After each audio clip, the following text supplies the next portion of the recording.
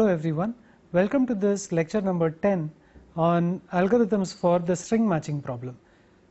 String matching problems are almost everywhere, they are ubiquitous. Every computing system provides us with facilities to match strings, browsers, editors, shells, all of them provide us with utilities to match strings. And one of the algorithms that is of interest and which is a very efficient algorithm is called the Boyer-Moore algorithm.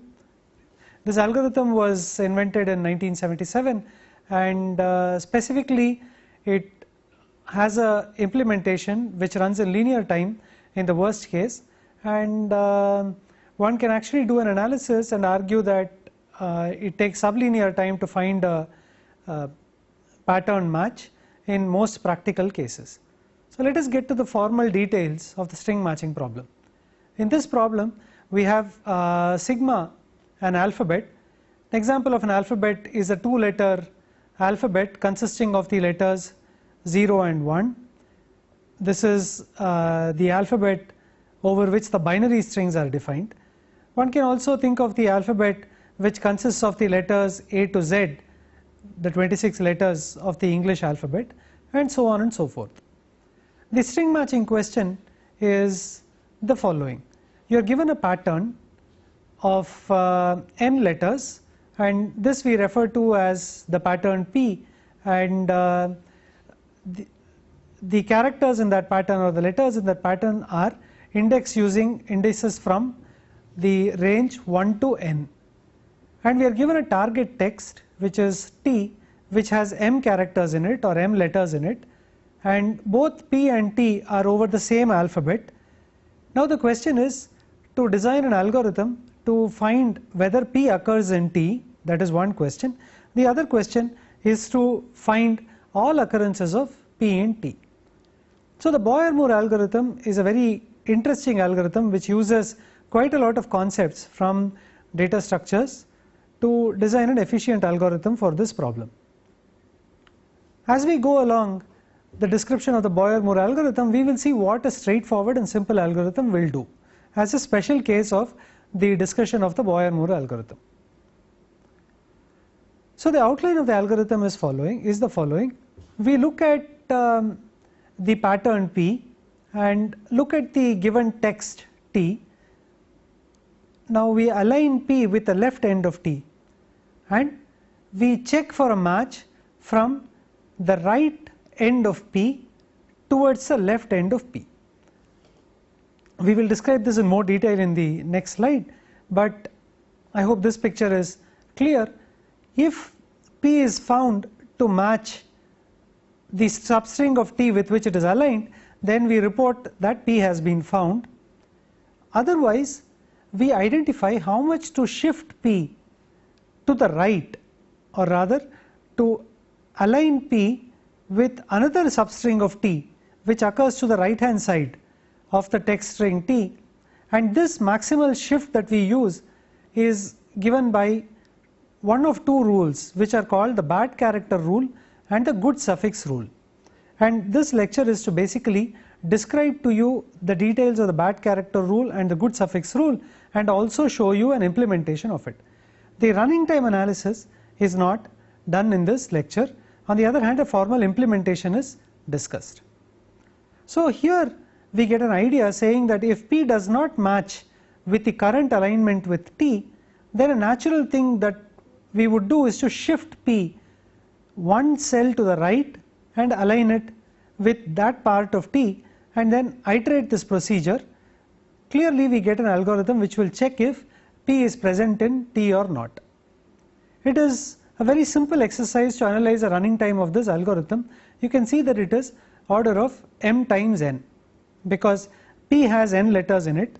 It is matched against a substring of T which also has length n. Therefore in order n time we can check if P matches with the substring of T with which it is aligned, and P has to be shifted order of m times to the right in the worst case. Therefore this is an order mn algorithm. We will see that by observing a lot of structure with respect to P and T, we should be able to do better in the worst case. So let us just discuss this shifting. Of the two rules that we just spoke about, the first rule tells us how many positions the pattern P should be moved to the right for the next pattern matching exercise or for the next search. Now this depends upon the character with which a match was failed. The second rule also tells us how many positions to the right the pattern P has to be moved, and this is dependent upon the number of characters which were matched successfully before a failed match was obtained. We will see examples in the coming slides. So let us just understand one of the central features of this Boyer-Moore algorithm, which is a right to left comparison. So the right to left comparison is very simple. Imagine that the pattern P is matched against the text string T at some place. So what you do is you check if the last character of P matches with the corresponding location in T. If there is a match, we go to the second last character and then perform a comparison. This comparison process goes from right to left.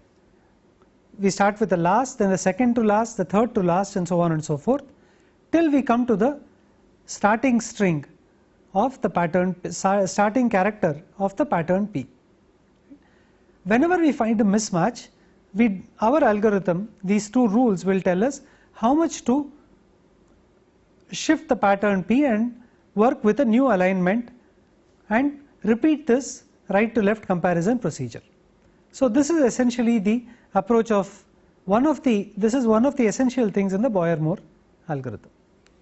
So let us just go to the bad character rule. Recall that this is the first of the two rules that we spoke about. In the bad character rule, the motivation is to come up with an approach so that the pattern P is shifted by more than one character whenever possible. To achieve this, an array R is maintained, right? And the number of letters or the number of locations in this array is the size of the alphabet sigma. So let us assume that x is a character in sigma and R of x takes the value 0 if x does not occur in the pattern P. And if x does occur in the pattern P, R of x contains the index of the rightmost position in which x occurs in the pattern P. There is an example here. Let us just take a look at this example. The pattern is the string A, C, C, T, T and T. Here we show the array R of P, right? R is the name of the array and P is the pattern, right? So the first one says that if there is any other letter other than A, C, C, T, T, T in the alphabet, then R of P for that letter will take the value 0. This is a shortcut in the presentation. On the other hand, A occurs exactly once and we keep the rightmost location where A occurs, which is at the first location, right? Therefore it takes a value 1. Observe that C occurs at the third location and it does not occur anywhere to the right of the third location, therefore R of C is the value 3. T occurs at location 6, which is the length of the pattern string, and therefore R of T is the value 6. This data structure, as you can see, can be populated in linear time in one pass of the pattern array. By looking at every character exactly once, we can populate this array with the appropriate values. This is left as a small programming exercise which I am sure all of you must be able to do. Continuing with the bad character rule, let us see how to use this array R to come up with the appropriate shift of the pattern P whenever a mismatch is obtained. Let us present the rule first and then go to an example. So let us consider a situation where P is aligned against T, and for some I, the rightmost n minus I characters of P match the corresponding characters in T, and the character P of I, that is the ith symbol in the pattern P, does not match with a corresponding character in the text string T. We look at this character T of K and identify the rightmost location where it occurs in the pattern. This, recall, is present in the array R. Let us refer to this particular value as J. Let me repeat this. T of K does not match with P of I, and P of I and T of K are aligned with each other. R of T of K is the rightmost location in the pattern P where the character T of K occurs. Let us give a shortcut to this particular value and let us call it J. So let us just go to this example and let us look at this alignment. This is the text string and P is aligned with it. So let us just do a comparison. As we do a right to left comparison of P with the matched portions T or the aligned portions T, let us look at these two characters. This is a match. Then we come to the second to last character. This is a mismatch. Now let us look at the cause for the mismatch. The cause for the mismatch is that in the text there is a C here and in the pattern there is a T here. This is what we refer to as T of K in the general rule that we just wrote down. And let us look at R of C. Observe that R of C is the value 3, that is C occurs in the pattern at the third location and does not occur anywhere else further to the right. Now further let us also observe that the value J, which is 3 in this case, is strictly to the left of the place where the mismatch is. The mismatch has happened at the index 5, 1, 2, 3, 4 and 5. The mismatch is at the index 5. R of C, right, is at location 3, and therefore we shift the pattern P so that this rightmost occurrence of this mismatch symbol, when it occurs to the left, is now aligned. This is the shifted symbol. Observe that now C and C are matched. This is the rule, and the whole pattern P is shifted to the right, and in this case, as you can see, it is shifted by I minus R of T of K. Observe that I is 5 in this example and R of T of K, that is R of C, is the value 3, and therefore it is shifted by 2 units. The pattern P is shifted by 2 units to the right. So this is the bad character rule. One can observe that this is the correct action to perform if indeed there is a match for P in T, and if this match, observe that this is the correct operation if P has to be matched to some substring of T. So continuing further with the bad character rule, if J is more than I, in other words, the rightmost occurrence of the mismatched character, right, occurs to the point of mismatch, then shift P to the right by 1. There is also a third case here. If the mismatched character does not occur in P at all, then obviously the pattern P must be moved completely to the right of the current alignment string T, that is align P of 1 2 to n with T of K plus 1 to K plus n. Recall that T of K was the place where there was a mismatch. It is easy to check that the algorithm is correct by checking that these 3 cases will ensure that P will definitely match with the first occurrence of T from the left. In other words, it will not skip over the first occurrence of P in T. The first occurrence is checked from the left hand side. So therefore the bad character rule is indeed a correct algorithm, and therefore what we have is a string matching algorithm already. Let us now discuss how efficient is this algorithm. Let us now check that this algorithm is extremely inefficient. Let us consider the text pattern, which is all ones, followed by the pattern which is a 0 followed by 3 ones. Observe that for every alignment we will find a mismatch, because the pattern 0 1 1 is not present in the text string T. That is very clear. However, if we apply the bad character rule, we will see that in this example the worst case time taken would be order of n comma m before we discover that this pattern is not present in the target or given text string T. Therefore, the bad character rule is not strong enough for providing a linear time algorithm.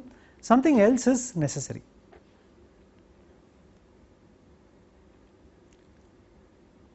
So therefore, let us just see what we need to handle. We have to handle the case when the mismatch, the rightmost occurrence of the mismatched character occurs to the right of the point at which the mismatch has been discovered.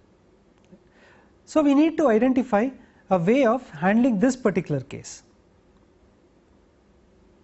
To do this, let us just think of an idea, and the idea would be to how to use the fact that we have matched some characters in the pattern suffix with the current aligned portion of the text string T.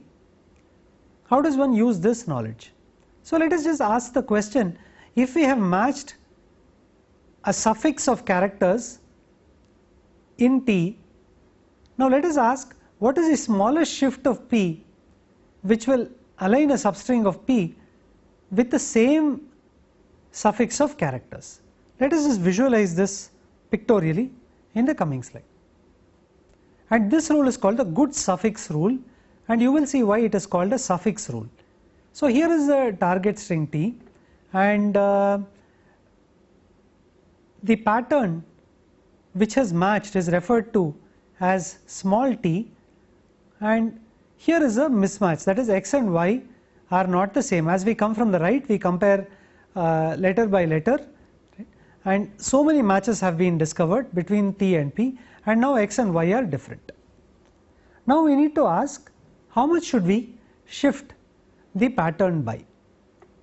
So let us see what would be a natural thing to do. If T occurs again as T prime to the left of T, and let us assume that this is the first occurrence of T prime as we go from the right to the left, then the natural shift would be to shift P so that T prime matches with this T as it is displayed in this particular picture. So the shift for P would be to shift it so that T prime aligns with T, and this is a very intuitive thing to do, that if there is going to be a successful match that involves this T, then such a successful match could only involve T prime and no other substring to the right of T prime, because it is the first occurrence of T to the left of T prime is the first copy of T that occurs to the left of this pattern T. So therefore this is the natural shift to perform. We will formalize this shortly, but before that let us take a look at an example. So let us just look at the pattern and T aligned in this fashion. These two match, A and A match. Now there is a mismatch, and A is this character. So now if we ask how much should we shift P by, let us just check that there is an AT here, there is an AT here. So of course this AT could be aligned with this AT, so that could be a shift of a certain amount, but observe that the preceding symbol of this substring is G, and it is the same G which is the mismatch. Therefore we do not shift it so that this AT is aligned with AT, this AT. Let us look at this AT now, and let us look at the preceding string A, and in this case of course there is a match, and therefore we shift it all the way shift P all the way so that this AT aligns with this AT. The specific property is that we look for a letter here which is different from the character which caused the mismatch with A. In this case, of course, it turns out that A and A are one and the same, and we have actually, if you see, this shift will indeed check that there is a match of P in T. So let us just formally state the first case of the good suffix rule. Sorry, before we do that, let us also check what happens when such a T prime does not exist. So let us just go back to the slide and take a look at what we mean by this. If such a T prime does not exist at all, then how much do we shift P by? This is given by the suffix rule in the second case, using the second case. Right? This is what we title the slide as. We call this, if there is no such T prime, then we are in the case 2. The idea now is to shift P, the pattern, by the least possible amount such that a suffix of T matches the prefix of T. One can check that this is indeed a correct step to perform, and we will not miss any pattern, any occurrence of pattern P in T by this approach. Indeed, this is a minimal shift that must be done. Now, if such a shift does not exist, then we recommend that you shift P n units to the right. So these are the 3 steps in the good suffix rule algorithm. Let us just take a look at an example for the case 2. Recall that we have already seen an example for case 1. There are 2 cases here, 2 examples here, one to exemplify the first case of case 2 and the second one to illustrate the second possibility in case 2. So this is the target string and this is the text string. Like before, AT is a match and there is a mismatch here. Now observe that there is no occurrence of AT to the left here, with the property that the preceding symbol is different from this particular T. So let us just take a look at this. This is AT, it did match. This is also AT, it did match. The preceding symbol of this is T, same as the preceding symbol of the matched portion.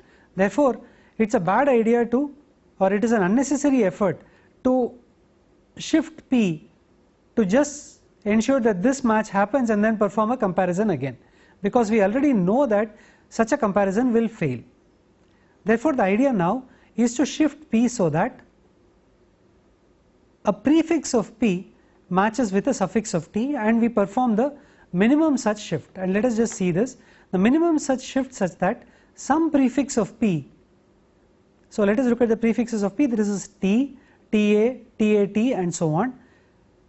What is a minimum shift of P such that a prefix of P matches with a suffix of this particular part which we have referred to as T. In this case, we can see that this is the minimum shift that is possible. So this is the first possibility in case 2. The second possibility is that even such a shift does not occur, then we would have to shift the whole pattern n units to the right. In this case, it is 5 units to the right. Let us just see such an example. The pattern in this case is the string CAAT and the target is the same thing. Observe that this AT and this AT match. There is a mismatch between C and A here, and now observe that the pattern AT here does not occur anywhere to the right, and therefore we would attempt to apply the first possibility of case 2, but observe that in the first possibility of case 2 no prefix matches with a suffix of the matched portion already, which is T, because all of them start with a C and C does not occur in this part at all. Therefore, the algorithm suggests that simply shift P n units to the right, which is shift it all the way to 6 units to the right, and now align it with the target string T. So this exemplifies the good suffix rule, or this illustrates the good suffix rule completely.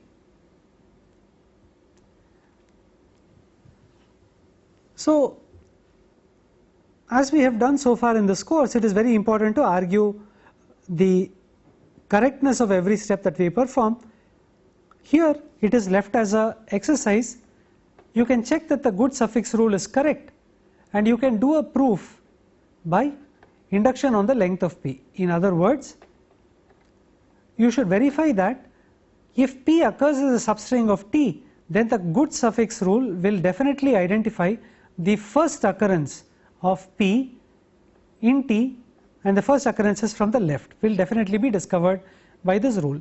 And the way to do this proof is by induction on the length of P. You can start off with a base case, which is the case when P is of length 1, and you can verify that the algorithm works, and then make the induction hypothesis and verify it, and you can actually use the weak induction hypothesis alone to complete the proof of this claim. This is left as an exercise to the instructor. This is left as an exercise to the interested student. Now let us just step back and take a look at the two rules. The bad character rule focuses on the character mismatch, whereas the strong character rule uses the substrings and the matches which have happened. Now to implement the good character rule, to implement the good suffix rule, how does one get T prime for a given T? This is the implementation exercise, and we are going to look at data structures to answer this particular question. So one of the data structures is that we maintain an array which we call the L prime of I, and let us just look at what L prime of I is. So the L prime of I is the largest position smaller than the length of the pattern n, which satisfies the following property. The property that is satisfied is that for the I, P I to n, that is, if you look at the suffix of the pattern P starting at the index I, it must match a suffix of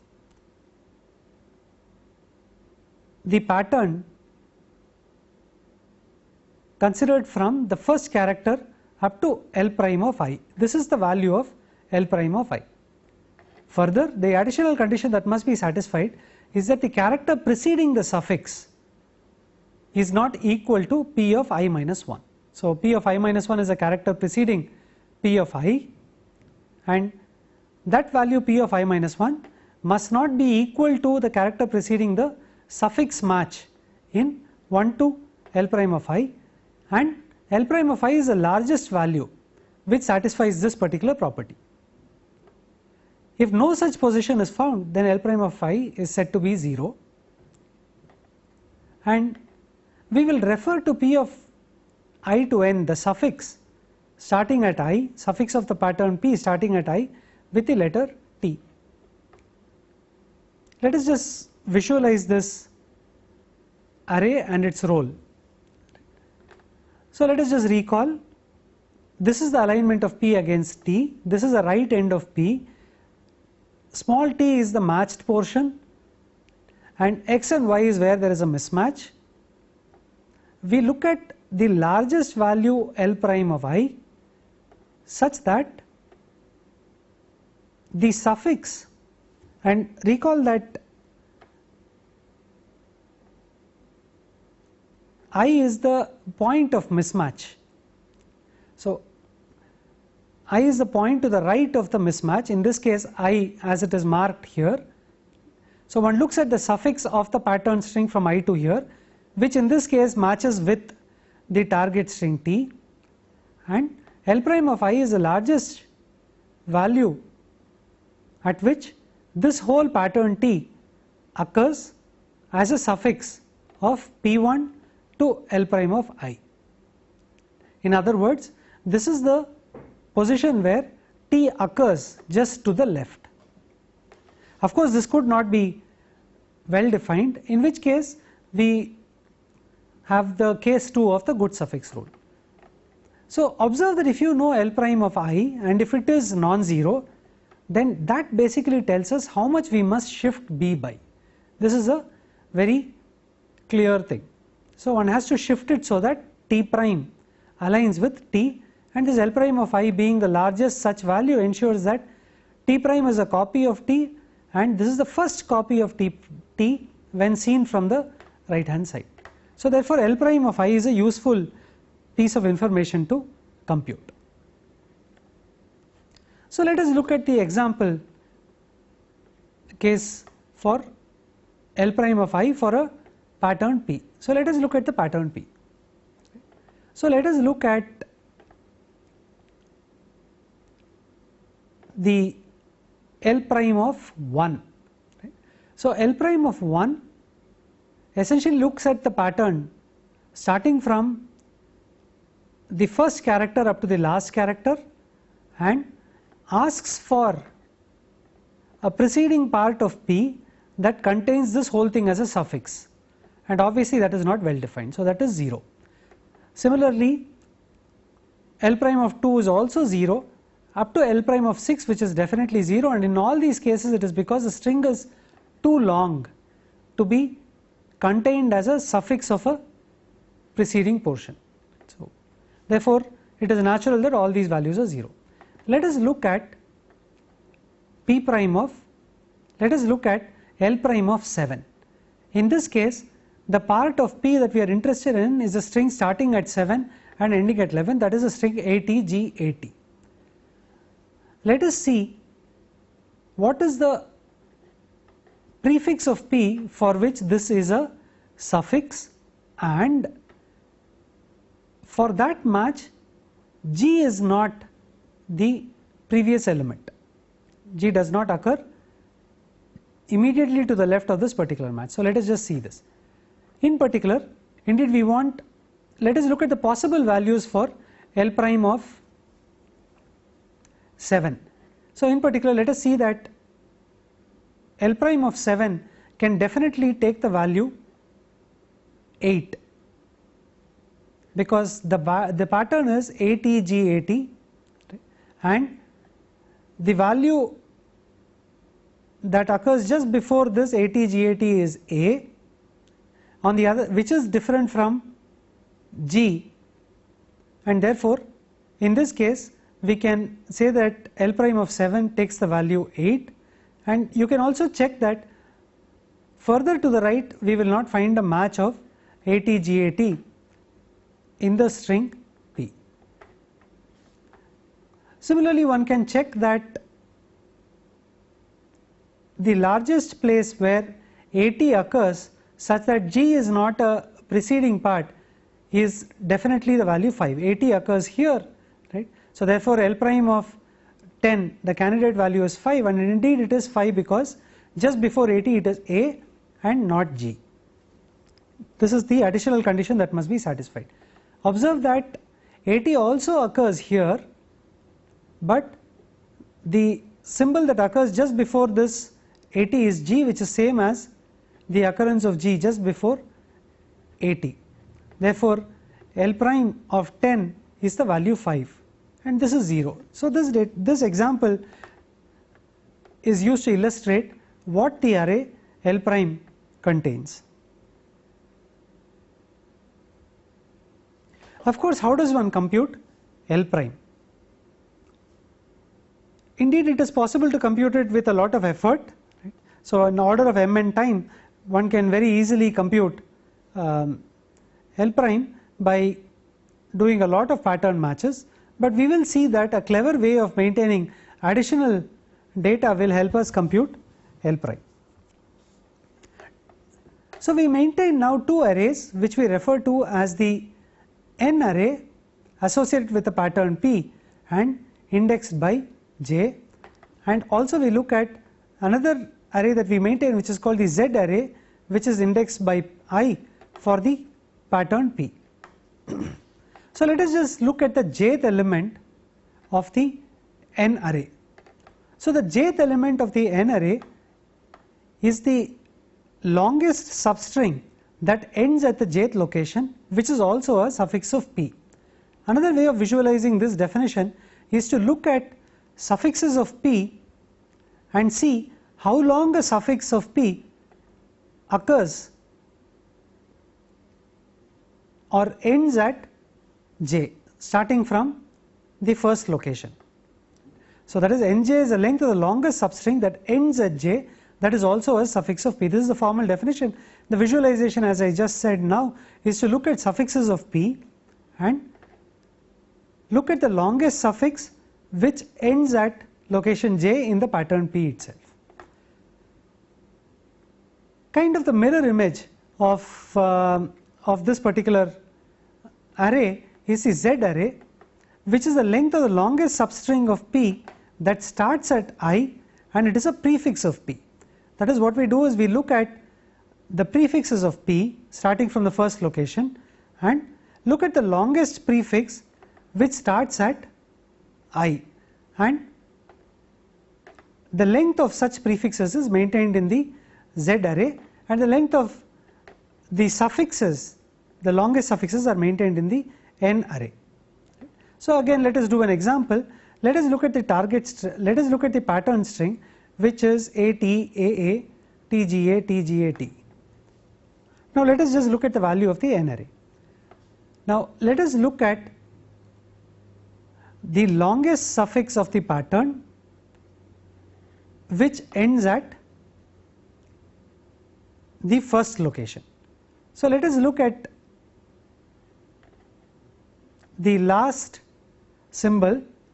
It is T, whereas the first symbol is A, and therefore the length of the longest substring that ends at the first location, which is also a suffix of P, that length is 0. Let us look at the longest suffix. Let us look at the longest string, which is also a suffix of P, that ends at location 2. Let us look at it. This is AT, this is a string, and let us look at the last part. This is AT. Now clearly this is a suffix of P, and this definitely occurs. This definitely occurs in the locations P of 1 and P of 2. In other words, AT ends at location 2 in pattern P, and therefore the length of the longest string which ends at location 2, which is also a suffix, is 2. Therefore, using this definition, you can now verify that these values are the appropriate lengths. We will also use the Z array along with the reverse of the pattern for a specific purpose, and we will come to that in a short while. Before that, let us look at the reverse pattern of the given pattern P, the reversal of the pattern P. In this case, the pattern is written backwards, that is TAG, TAG, TAA, TA. You can see that that is the reverse of the pattern P, and one can now see that the longest substring of P that starts at I and matches a prefix of P is actually the reversal of the n array, which is what you will see here. This is an easy exercise for the student to verify. So therefore, we have so far maintained 3 arrays. So one is the capital L prime, the second one is the n array, and the z array, and the goal is to compute the values of the entries in the capital L prime array, and for that we are going to use the n array and the z array. And recall that I have just mentioned that the z array will always be relevant to the reversal of P. In other words, it will turn out that the reversal of n of P is exactly the z of the reversal of P, which is what we have seen in the previous example. So now we present the rules for obtaining the value of L prime. Again, we present these rules without proofs, but the examples support what we actually do. So to obtain L prime of n, L prime of I, that is for a particular location I, the value of L prime as defined a few slides back is taken to be the largest j, satisfying the property that nj of P is n minus I plus 1. So here observe that for L prime of I, we use the array n and we define L prime of I to be the largest value of j such that nj, that is the jth location in the n array, has a value which is n minus I plus 1. Now, once we have the n array, it is clear that L prime can be computed in linear time by performing a single pass over the n array.